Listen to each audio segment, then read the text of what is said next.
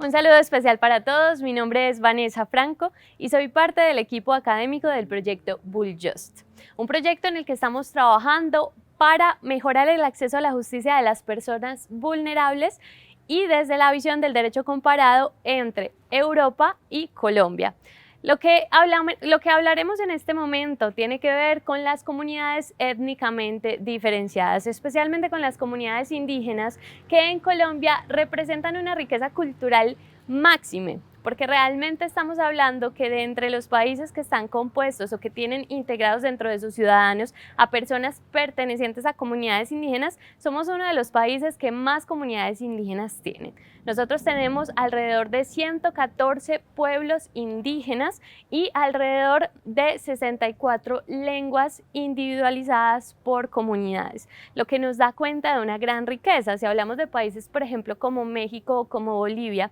cuya población puede superar hasta el 50% de la población nacional en comunidades étnicamente diferenciadas, nos vamos a dar cuenta de que en estos países solamente contamos con 5, 6, máximo 7 comunidades, pero en Colombia tenemos hasta 114.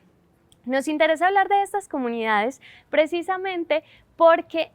estas comunidades en la actualidad, a pesar de lo que se ha venido planteando, a pesar de que ha habido grandes avances tanto en el derecho internacional como en el derecho colombiano alrededor de la protección de la diversidad étnica, siguen viviendo procesos sistemáticos de colonización que se esconden tras ciertos procesos políticos que no logran darle a estas comunidades la autonomía y la independencia que el derecho internacional busca garantizarles en general.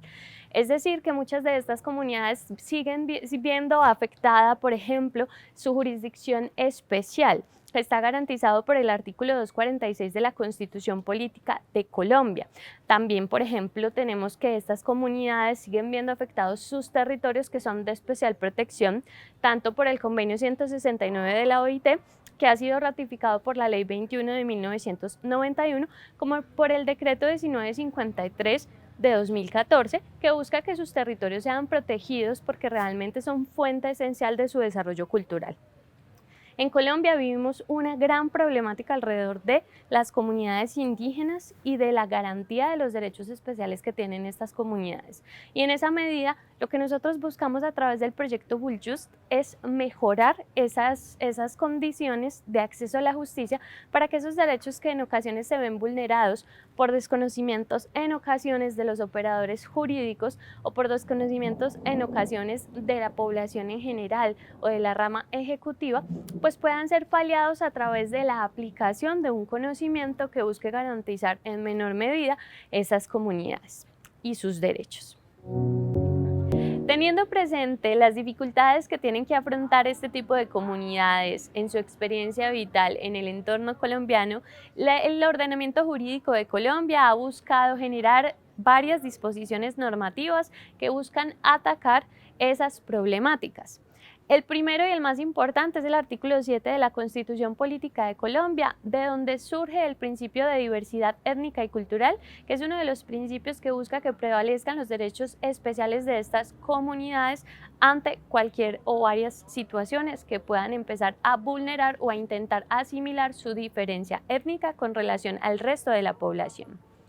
Y de acuerdo con este principio se han generado también una serie de normativas. Ya hemos mencionado a la Ley 21 de 1991, que ratifica el Convenio 169 de la OIT, en el que se garantizan derechos como el principio de la autonomía, como el derecho de la consulta previa, etc. También tenemos, por ejemplo, la Ley 1381 de 2010, que es la Ley de Diversidad Lingüística y que busca que estas personas puedan promover su educación a través de su lengua nativa. Tenemos que tener presente que no todas las personas indígenas hablan el español y que en muchas ocasiones cuando hablan español, estas personas lo hablan como su segunda lengua, lo que quiere decir que su nivel de comprensión no es el de un nativo. Y en ese sentido, el acceso a la justicia debería facilitar la integración de estas personas desde su diversidad lingüística.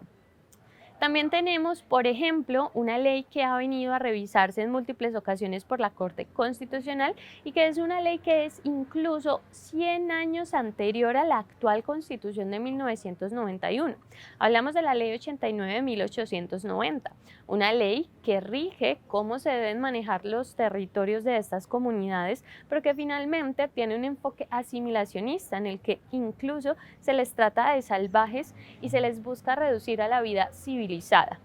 En esa medida, se han buscado desarrollar otros elementos normativos o disposiciones como el Decreto 1953 de 2014 y otra serie de decretos y actos legislativos que buscan proteger los derechos de las comunidades. Pero consideramos que no es todavía suficiente